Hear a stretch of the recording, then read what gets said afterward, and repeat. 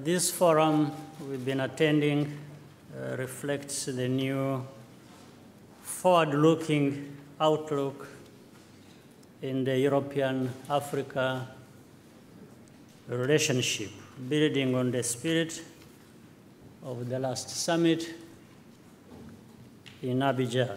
It has been a pleasure for Rwanda to work together with Austria on this initiative as the chairs of our respective regional organizations. The presence of a number of heads of state and government, as well as CEOs, reflects the deep consensus on both continents.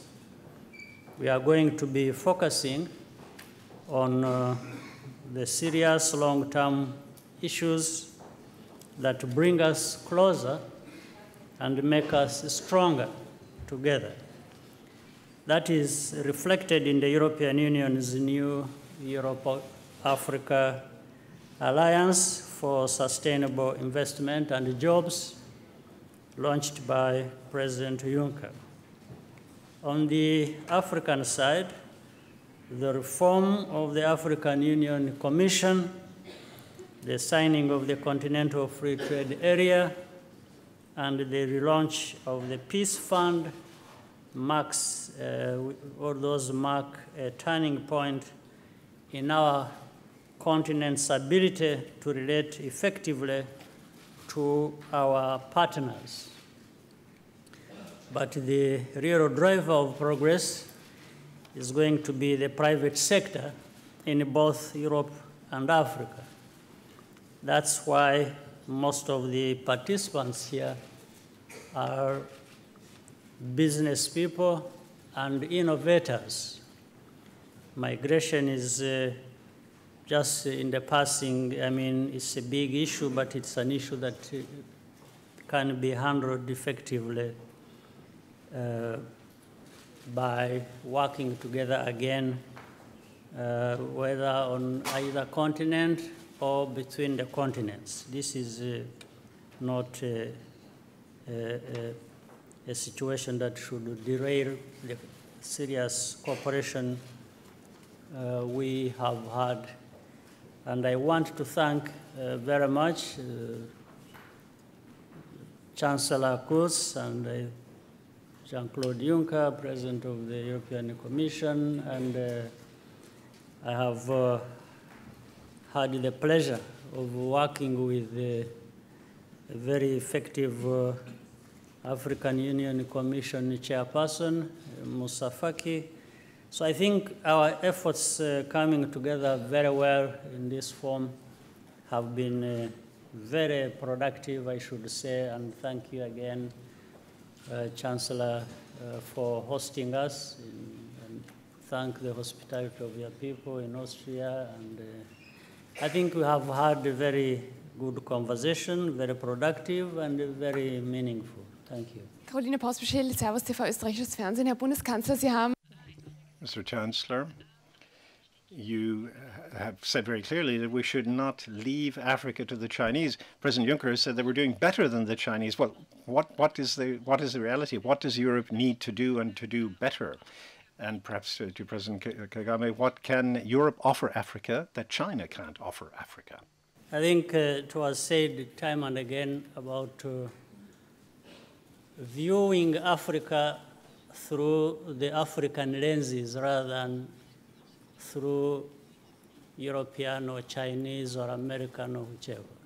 I think this forum we have had is very useful in a sense that it raises the conversation to the level where it should be. Where should it be?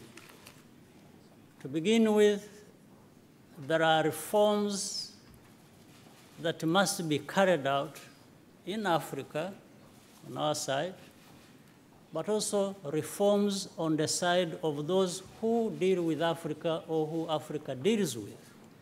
Meaning, on the other side, it's always going to be useful and productive if Africa is seen as a place of opportunity, or where opportunity can be created where it is lacking, because it has people, it has all kinds of resources that can be brought into a partnership with other continents, with other people, so that there is that win-win situation that is being talked about. So I would have a slight issue with just saying, what does China offer to Africa, or what does Europe offer Africa, or how can one offer more than the other, and so on. This is not the conversation, in my view, under a reformed mindset that we should be having. We should be having a conversation where, what does Africa bring to a partnership? Or the partnership that has been there before, and what Europe has been offering Africa, how can it be offered differently so that you get more results, better results than before? I think this is what we are talking about. Europe has been very helpful in supporting Africa in many ways.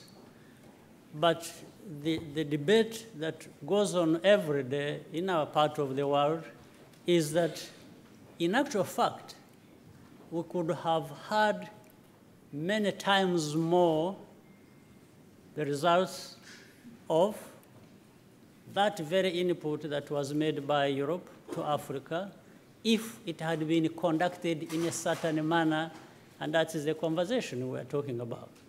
If companies are investing, if Europeans see Africans as partners rather than just beneficiaries of their generosity, then that's a good conversation to have. And Africa must have responsibility to its own people. There's no question about it. People of Africa cannot just permanently be looked after by Chinese or by Europeans or by anybody. We must be able to look after ourselves. We must do things that meet the global demands in these partnerships, whether it is on a values basis or any other basis. So this is the conversation I think that this forum has managed to bring to the level where it should be. Thank you very much.